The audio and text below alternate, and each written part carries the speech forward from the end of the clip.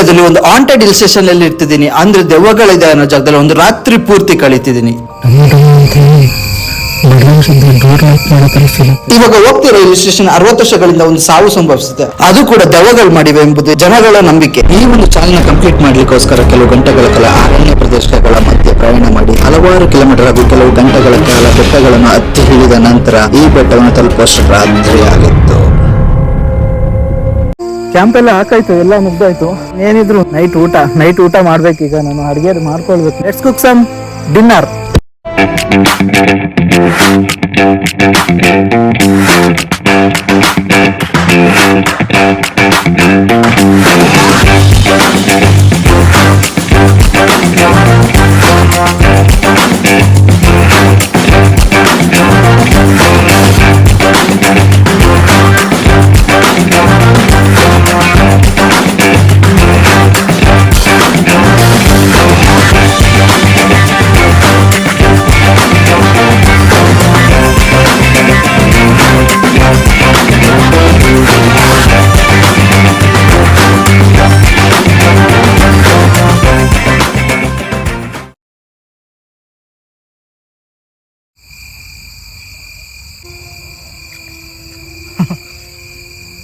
Seriously ನಾನೇ ಮಾಡಿದ್ದ.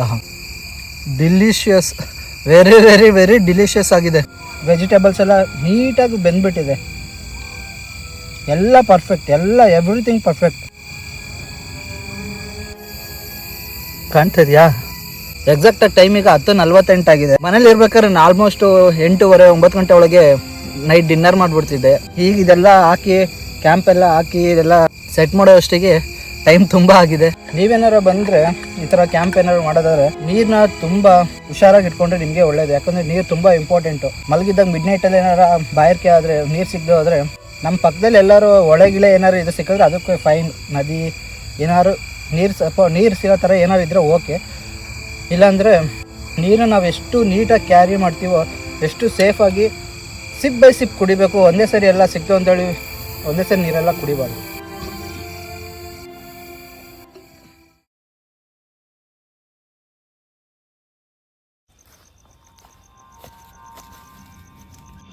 ಸರಿ ಸುಮಾರು 60 ವರ್ಷದ ಹಿಂದೆ ಚಂದ್ರಪ್ಪ ಅನ್ನೋ ವ್ಯಕ್ತಿ ಇರ್ತಾನೆ. ಇವನಿಗೆ 60 ವರ್ಷ ವಯಸ್ಸಾಗಿರುತ್ತೆ. ಹಿಂದೆ ಯಾರೂ ಇರಲ್ಲ, ಮುಂದೆ ಯಾರೂ ಇರಲ್ಲ. ಒಂಟಿ ಜೀವನ ಕಳೀತಿರ್ತಾನೆ ಇವನು. ಹತ್ತತ್ರ 20-30 ವರ್ಷದಿಂದ. ಅವನಿಗೆ ತನ್ನ ಜೀವನಕ್ಕೋಸ್ಕರ ಅಂತ ರೂಪಿಸ್ಕೊಂಡಿದ್ದು ಹಸುಗಳು ಮಾತ್ರ. ಆ ಹಸುನ ಅವನು ದಿನನಿತ್ಯ ನೈಸ್ಲಿಕ್ಕಂತ ಒಂದು ದೊಡ್ಡ ಬೆಟ್ಟಕ್ಕೆ ಕರ್ಕೊಂಡು ಹೋಗ್ತಿರ್ತಾನೆ.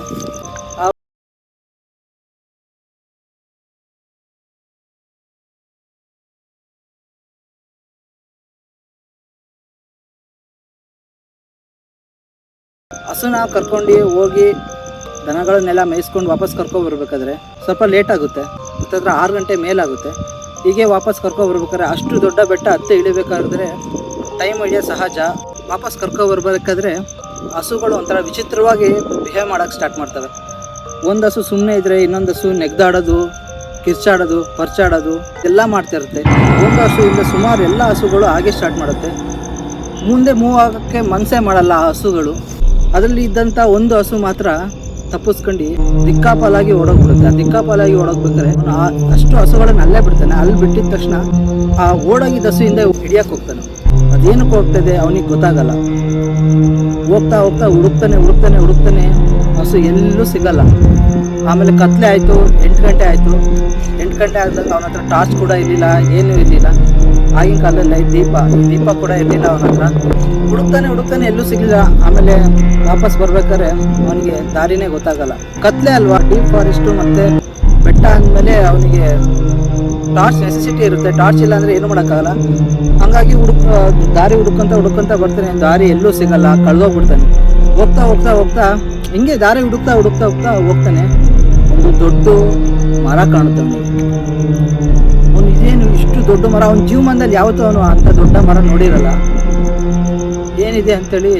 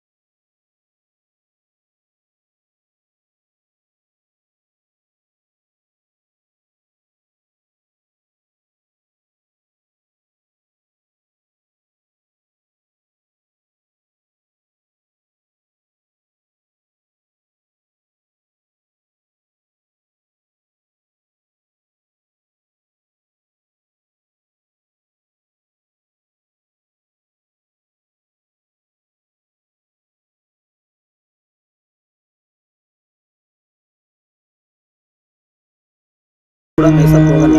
ಅಂದರೆ ದಿನನಿತ್ಯ ಆದರೆ ರಾತ್ರಿ 7ರಿಂದ 8 ಗಂಟೆ ಮೇಲೆ ಆ ಊರಿನ ಆ ಬೆಟ್ಟದ ಕಡೆ ಯಾರಾದರೂ ಹೋದ್ರು ಅಂದರೆ ಅವ್ರು ವಾಪಸ್ ಬರ್ತಾರೆ ಅನ್ನೋ ನಂಬಿಕೆ ಕೂಡ ಅವ್ರಿಗೆ. ಹೋದವ್ರು ಕೂಡ ಈಗ ಆಲ್ರೆಡಿ ಕಾಣೆ ಆಗಿದ್ದಾರೆ. ಸಣ್ಣ ಕ್ಲೂ ಸಮೇತ ಸಿಕ್ಕಿಲ್ಲ ಅವರೆಲ್ಲ ಹೋಗಿದ್ದಾರೆ ಅಂತ ಹೇಳಿ. ಆ ಜಾಗಕ್ಕೆ ಹೋದವರೆಲ್ಲ ಕಾಣೆ ಆಗ್ತಾರೆ. ಅದೇನು ಅಂತ ಗೊತ್ತಿಲ್ಲ. ಅವತ್ತು ಕಾಣೆ ಆದಂಥ ವ್ಯಕ್ತಿ ಇರೋ ಬೆಟ್ಟದಲ್ಲಿ ನಾನು ಹೀಗಿದ್ದೀನಿ. ತುಂಬ ಜನ ಹೇಳ್ತಾರೆ ಇದ್ರ ಬಗ್ಗೆ, ಆ ಜಾಗದಲ್ಲಿ ದೆವ್ವ ಇದೆ ಅಂತ ಹೇಳಿ. ಆದರೆ ಯಾರು ಕೂಡ ನೋಡಿಲ್ಲ. ಬಟ್ ಪ್ರತಿನಿತ್ಯ ಆ ಜನಗಳಿಗೆ ಒಂದು ಒಂಟಿ ಮಹಿಳೆ ಕಿರ್ಚಾಡೋದು ಸ್ಟ್ರೇಂಜ್ ಹೇಳ್ತಾ ಇದೆ. ನನಗೆ ಮೈಯೆಲ್ಲ ರೋಮಗಳೆಲ್ಲ ಎದಾಳ್ತಾ ಇದೆ. ಈ ಕಾಡಲ್ಲಿ ಇಂಥ ಬೆಟ್ಟದಲ್ಲಿ ಒಬ್ಬನೇ ಕುತ್ಕೊಂಡು ಇದ್ರ ಸ್ಟೋರಿಗಳು ಹೇಳ್ಬೇಕಂದ್ರೆ ಇದು ರಿಯಲ್ ಇನ್ಸಿಡೆಂಟ್ ನಡೆದಿರೋ ಸ್ಟೋರಿ ಆಯಿತಾ. ಇದು ಹೇಳ್ಬೇಕಂದ್ರೆ ನಾನು ನಿಜ ನಗಾಡ್ತಿದ್ದೀನಲ್ಲ, ಒಳಗೆ ಅಷ್ಟೇ ವೀಕ್ ಆಗೋಗ್ಬಿಟ್ಟಿದೆ ಬಾಡಿ. ಬನ್ನಿ ಎಕ್ಸ್ಪ್ಲೋರ್ ಮಾಡೋಣ, ಏನಿದೆ ಅಂತ ನೋಡೋಣ.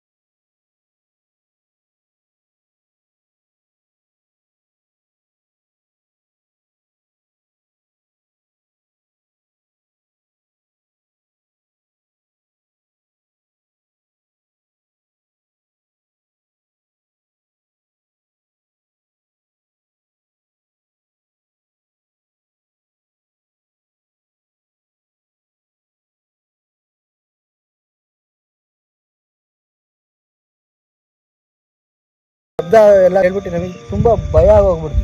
ನಮ್ಮಲ್ಲೇ ಸ್ವಲ್ಪ ಅಂಡರ್ಸ್ಟ್ಯಾಂಡಿಂಗ್ ಇದ್ದಿದ್ದೆಲ್ಲ ಸ್ವಲ್ಪ ಹೊಡೆಯೋಕ್ಕೆ ಸ್ಟಾರ್ಟ್ ಆಗೋಗ್ಬಿಡ್ತು. ಅಂಡರ್ಸ್ಟ್ಯಾಂಡಿಂಗ್ ಎಲ್ಲ ಬ್ರೇಕ್ ಆಗೋಕ್ಕೆ ಸ್ಟಾರ್ಟ್ ಆಗ್ಬಿಡ್ತು. ಒಬ್ಬ ಪ್ರಾಣಿ ಅಲ್ಲ ಅಂತಾನೆ, ಇನ್ನೊಬ್ಬ ಹೇಳ್ತಾನೆ ಅದು ಪ್ರಾಣಿ ಅಂತಾನೆ. ನನಗೂ ಹಂಗೆ ಅನ್ಸುತ್ತೆ, ನನಗೆ ಪ್ರಾಣಿ ಥರ ಫೀಲ್ ಆಗ್ತಿತ್ತು. ಇನ್ನು ಸ್ವಲ್ಪ ಹೊತ್ಬಿಟ್ರೆ ನನಗೆ ಪ್ರಾಣಿ ಥರ ಫೀಲ್, ಬೇರೆ ಯಾವುದೋ ಹೆಣ್ಣು ಕೂಚ ಥರ, ಹೆಣ್ಣು ಹಳ ಥರ ಈ ಥರ ಫೀಲ್ ಆಯಿತು. ನಮ್ಮಲ್ಲೇ ಕಲಹ ಉಂಟಾಗಕ್ಕೆ ಸ್ಟಾರ್ಟ್ ಆದಾಗ ನಾವೇನು ಮಾಡಿದ್ವಿ, ಕನ್ಫ್ಯೂಷನ್ ಆಗೋಗ್ಬಿಟ್ವಿ. ನಾವು ಏನು ಅಂತಲೇ ಗೊತ್ತಾಗ್ದಲೆ ಕ್ಯಾಂಪ್ ಅನ್ನೋದನ್ನ ಅಲ್ಲಿಗೆ ನಿಲ್ಲಿಸಿ ಎಲ್ಲ ಪ್ಯಾಕ್ ಮಾಡ್ಕೊಂಡು ಆ ಮೂಮೆಂಟಲ್ಲಿ ನಾವು ಹೋಗ್ಬಿಟ್ವಿ.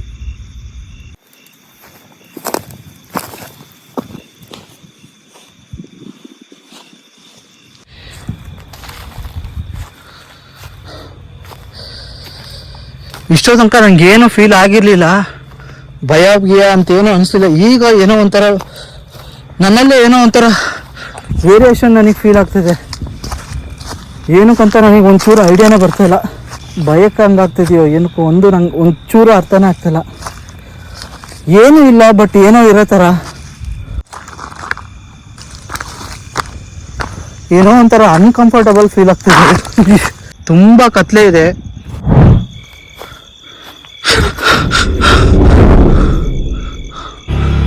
ಯಾರು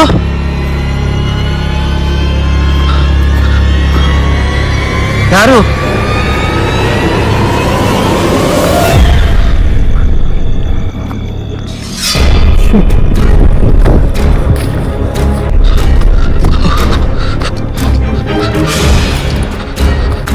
ಯಾರು ಇಲ್ಲ ನನ್ನ ಹಿಂದೆ, ಆದರೂ ನನಗೆ ಯಾರೋ ಇರೋ ಥರ ಫೀಲ್ ಆಗ್ತಿದೆ. ನನ್ನ ಹಿಂದೆನೇ ಯಾರೋ ಬರ್ತಿದ್ದಾರೆ ಅನ್ನೋ ಥರ ನನಗೆ ನಾನೇ ಅನಿಸ್ತಿದೆ. ನನಗೆ ಒಳಗೇನೆ ಹೆಂಗೆಂಗೋ. ಫಸ್ಟು ನಮ್ಮ ಕ್ಯಾಂಪ್ ಹತ್ರ ನಾವು ಹೋಗೋಣ.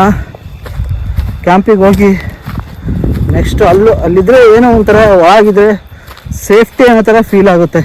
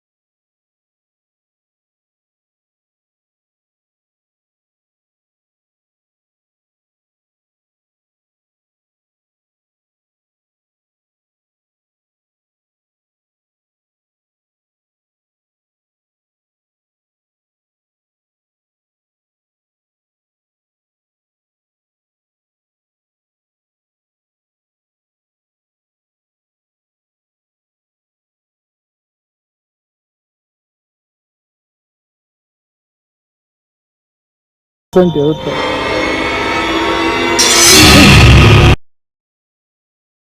ಸಮಥಿಂಗ್. ಏನೋ ನೋಡಿದೆ ನಾನು. ನನಗೆ ನೋಡಿದ ತಕ್ಷಣ ಏನೋ ಬದಲಾಗ್ಬಿಡ್ತು ನನಗೆ. ಬೈಕಲ್ಲಿ ಜಾರ್ ಬಿದ್ಬಿಟ್ಟೆ, ಅದು ಕ್ಯಾಮ್ರಾ ಆ ಕಡೆ ರೆಕಾರ್ಡ್ ಆಗಿದ್ರೆ ಕರೆಕ್ಟ್ ಆಗಿಬಿಡೋದು ಅದು ಹೆಂಗಿತ್ತು ಅಂತ. Heavy ಕ್ರಿಪ್ಪಿ bro.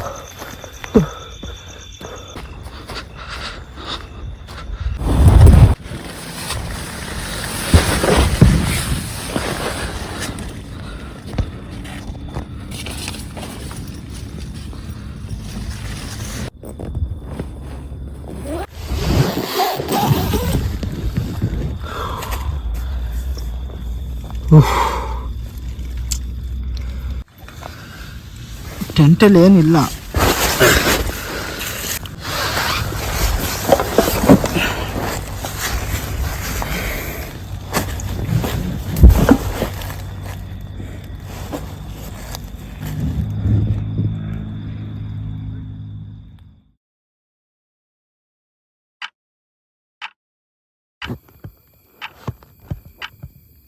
ಮೈಂಡ್ನ ಸ್ವಲ್ಪ ಸ್ಟೇಬಲಾಗಿ ಇಟ್ಕೊಳ್ಬೇಕು. ಎಲ್ಲ ನಾರ್ಮಲ್ ಥರ ಫೀಲ್ ಮಾಡ್ಕೊಂಡ್ರೆ ನಮಗೇನು ಫೀಲ್ ಆಗೋಲ್ಲ. ನೈಟ್ ಹೊತ್ತಿನಲ್ಲಿ ನಾವು ಸ್ವಲ್ಪ ಭಯ ಪಟ್ಕೊಂಡ್ರೆ, ಅಂದರೆ ನಾರ್ಮಲ್ ನಾವಿರೋ ಜಾಗದಲ್ಲಿ ಇದ್ದರೆ, ಮನೆ ಹತ್ರ ಇದ್ದರೆ ಓಕೆ. ಅದು ಬಿಟ್ಬಿಟ್ಟು ಹೊರಗಡೆ ಬರೋದು, ಹೊರಗಡೆ ಬಂದು ಇಂಥ ಹಾಂಟೆಡ್ ಹಿಲ್ ಸ್ಟೇಷನ್ಸ್ಗಳಲ್ಲಿ ಸೋಲೋ ಒಂದು ನೈಟ್ ಪೂರ್ತಿ ಕಳಿಬೇಕಂತಂದರೆ ಕಷ್ಟನೇ. ಇಲ್ದಿರೋದೆಲ್ಲ ಇರೋ ಥರ ಫೀಲ್ ಆಗುತ್ತೆ. ಅದನ್ನೆಲ್ಲ ಕಂಟ್ರೋಲ್ ಮಾಡ್ಬೇಕು ನಾವೆಲ್ಲ. ನಾಯಿಗಳು ರಾತ್ರಿ ಹೊತ್ತಾದರೆ ಕಿರ್ಚಾಡೋದೆಲ್ಲ ಕಾಮನ್, ಅದ್ರ ಏನು ಟೆನ್ಷನ್ ಮಾಡ್ಕೊಳ್ಳೋ ಅವಶ್ಯಕತೆ ಇರಲ್ಲ. ಯಾಕಂದರೆ ನಾಯಿಗಳು ನಾವು ಯೂಶ್ವಲಿ ನೈಟ್ ಹೊತ್ತು ನಡ್ಕೊಂಡು ಹೋಗ್ಬೇಕಾದ್ರೆ ನೋಡಿ, ನಾವು ಮನುಷ್ಯರು ಅಂತ ಗೊತ್ತಿದ್ರು ನಮ್ಮನ್ನೇ ನೋಡಿ ತುಂಬ ಬೊಗಳ್ಕೊಂಡು ಸುಮಾರು ನಾಯಿಗಳು ಓಡಿಸ್ಕೊಬರ್ತವೆ. ಇದೆಲ್ಲ ಕಾಮನ್ನು. ಯೂಶ್ವಲಿ ನಾನು 10 ಗಂಟೆಗೆ ಮಲ್ಕೊತಿದ್ದನ್ನು ಮನೇಲಿ ಈಗ 2 ಗಂಟೆ ಆದರೂ ನಿದ್ದೆನೇ ಮಾಡಿಲ್ಲ. ಹಂಗಾಗಿ ಈಗ ನಾವು ಬೇಗ ಮಲ್ಕೋಬೇಕು.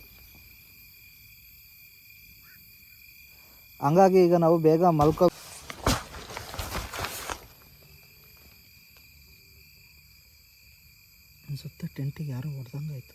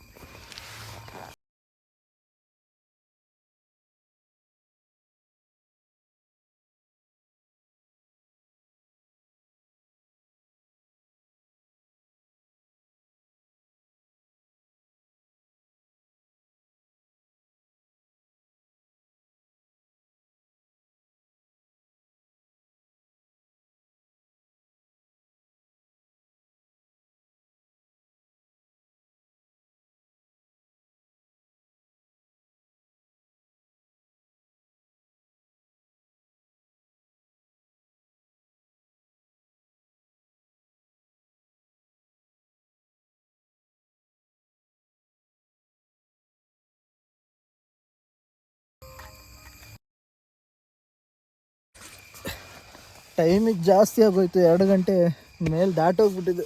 ಮಲ್ಗೋಣ, ಓಕೆನಾ?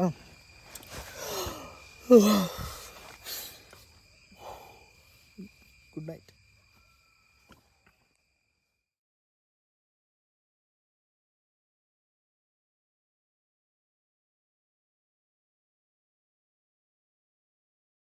ಟೈಮಿಗೆ 7:30 ಆಗಿದೆ. ನೆನ್ನೆ ಇಡೀ ರಾತ್ರಿ ಪೂರ್ತಿ ನಾನು ಈ ಒಂದು ಜಾಗದಲ್ಲೇ ಕಳೆದಿರೋದು, ಆಯ್ತಾ? ಲಿಟ್ರಲಿ ಆರಿಫೈಯಿಂಗ್ ಆಗಿತ್ತು ಈ ಜಾಗ ಪೂರ್ತಿ ನೋಡಕ್ಕೆ. ಜಾಗ ಹೆಂಗಿದೆ ಅಂತ ತೋರಿಸ್ತೀನಿ ಬನ್ನಿ ನಿಮ್ಗೆಲ್ಲ. ನಾವು ಬಂದಿದ್ದೇನೆ, ರಾತ್ರಿ ಬಂದಿದ್ದು. ಅಲ್ಲಿ ಕಾಣ್ತಿದ್ಯಲ್ಲ, ಆ ಒಂದು ಬೆಟ್ಟದಿಂದನೇ ಹತ್ತಿದ್ದು ಟೋಟಲಿ 1 2 3 4 ಬೆಟ್ಟದಿಂದ ಹತ್ತಿ ನನ್ನ ಸುತ್ತ ಕಾಣ್ತೀನಿ. ಇದಿಷ್ಟು ಬೆಟ್ಟನೇ, ಸುತ್ತ ಇರೋದು ಈ ಜಾಗ ಪೂರ್ತಿ ಬೆಟ್ಟದಿಂದನೇ ಕವರ್ ಇದೆ. ಬೆಟ್ಟದ ಮೇಲೆ ಬೆಟ್ಟ. ನಾವು ನಿನ್ನೆ ರಾತ್ರಿ ಬಂದು ಈ ಜಾಗದಲ್ಲಿ ಬಂದಿದ್ದು. ಅಲ್ಲಿಂದ ಈ ಬೆಟ್ಟ ಹತ್ತಿ ಈ ಒಂದು ಬೆಟ್ಟದಲ್ಲಿ ಇದ್ವಿ. ನನ್ನ ಸುತ್ತ ಇರೋದು ಪೂರ್ತಿ ಮೌಂಟೇನ್ಸ್ ಅಂಡ್ ಹಿಲ್ ಸ್ಟೇಷನ್ಸ್ ಮಾತ್ರ ಇರೋದು, ಅದ್ ಬಿಟ್ರೆ ಬೇರೆ ಏನು ಇಲ್ಲ. ರಾತ್ರಿ ಕೂಡ ನಮ್ಗೆ ಆಗಿದ್ದೆಲ್ಲ ಇಲ್ಯೂಷನ್ ಅಂಡ್ ಇಮ್ಯಾಜಿನೇಷನ್ ಅಷ್ಟೇ ನಮಗಾಗಿದ್ದು. ರಾತ್ರಿ ಎಲ್ಲ ಭಯಪಟ್ಟಿದ್ದೆಲ್ಲ ಸ್ವಲ್ಪ ಅದು ನನ್ನ ಮೈಂಡಿಗೆ ಬಿಟ್ಟಿದ್ದು. ರಾತ್ರಿ ನೋಡಿದ್ದೆಲ್ಲ ಜಸ್ಟ್ ಕಾಲ್ಪನಿಕ ಅಷ್ಟೇ. ಯಾಕಂದ್ರೆ ಬೆಳಗ್ಗೆ ಎದ್ದಿದ್ದು ವಿಲ್ ಪವರ್ ಮನುಷ್ಯಂಗೆ ರಾತ್ರಿ ಆದ್ಮೇಲೆ ತುಂಬಾನೇ ಡೌನ್ ಆಗೋಗುತ್ತೆ. ಪ್ಲಸ್ ಅಲ್ಲಿ ಇದ್ದಿದ್ದೆಲ್ಲ ಮೈನಸ್ ಆಗಿ ಡೌನ್ ಆಗುತ್ತೆ. ಹಾಗಾಗಿ ನಮ್ಮ ಸುತ್ತ ನಡೆಯೋದೆಲ್ಲ ನಮಗೆ ವಿಚಿತ್ರವಾಗಿ ಕಾಣುತ್ತೆ. ರೀಸನ್ ಇಷ್ಟೇ, ನಮ್ಮ ಸುತ್ತ ಈ ಬೆಟ್ಟ ಪೂರ್ತಿ ಕಾಣ್ತಿದ್ದೆಲ್ಲ ಕತ್ಲೆ. ಅದಕ್ಕೇನೆ ನಮಗೆ ರಾತ್ರಿ ಹೊತ್ತು ಭಯ ಆಗೋದು. ಹಗ್ಲೊತ್ತಲ್ಲಿ ಕಾಣೋದೆಲ್ಲ ನಮಗೆ ರಾತ್ರಿಯಲ್ಲಿ ಕಾಣೋದಿಲ್ಲ, ಹಾಗಾಗಿನೇ ನಮಗೆ ಭಯ ಆಗೋದು. ಸೊ ನನಗೆ ರಾತ್ರಿ ಪೂರ್ತಿ ಎದುರ್ಕೊಂಡಿದ್ದು ಯಾರೋ ಬಂದಂಗಾಗಿದ್ದು, ಯಾರೋ ಓದಂಗಾಗಿದ್ದು, ನನ್ನ ಹಿಂದೆ ನಿಂತಂಗಾಗಿದ್ದು, ಯಾರೋ ನನ್ನ ಪಕ್ಕದಲ್ಲಿ ಇದ್ದಾರೆ ಅಂದಂಗಾಗಿದ್ದು. ಇಸ್ ಜಸ್ಟ್ ಮೈ ಇಮ್ಯಾಜಿನೇಷನ್ ಅಷ್ಟೇ, ಅದು ಬಿಟ್ಟರೆ ಬೇರೆ ಯಾವುದು ಕೂಡ ಇಲ್ಲ. ಇಲ್ಲಿ ಜನಗಳು ಬೇಡದಿರೋದು ವಿಚಾರ ಮಾಡೋದಕ್ಕೋಸ್ಕರ ಈ ಜಾಗನ ಹಾಂಟೆಡ್ ಆಗಿ ಕನ್ವರ್ಟ್ ಮಾಡಿದ್ದಾರೆ. ಈ ಜಾಗದಲ್ಲಿ ದೆವ್ವ ಇದೆ ಅಂತ ಹೇಳ್ತಿದ್ದಾರೆ. ಅದೇ ಟೈಮ್ ಬೇರೆ ಜಾಸ್ತಿ ಆಗಾಗ್ತಿದೆ. ಮನೆಯಲ್ಲಿ ಅಮ್ಮ ಕಾಯ್ತಿರ್ತಾರೆ, ಇಲ್ಲ ಬೇಗ ಹೋಗ್ಬೇಕು, ಇಲ್ಲ ಅಂದ್ರೆ ಎದುರ್ಕೊಳ್ತಾರೆ. ಈ ವಿಡಿಯೋ ನಿಮ್ಮೆಲ್ಲರಿಗೂ ಇಷ್ಟ ಆಗಿದೆ ಅನ್ಕೊಳ್ತೀನಿ. ಇಷ್ಟ ಆಗಿದೆ ಲೈಕ್ ಮಾಡೋದು ಮಾತ್ರ ಮರಿಬೇಡಿ. ಹಾಗೆ ಫ್ರೆಂಡ್ಸ್ಗಳಿಗೆ ಶೇರ್ ಮಾಡಿ. ಮತ್ತೊಂದು ವಿಡಿಯೋ ಜೊತೆ ಸಿಗ್ತೀನಿ. See you next time. ಇಲ್ಲೊಂದು ಸಮಸ್ಯೆ ಖಂಡಿತವಾಗ್ಲೂ ಇದೆ.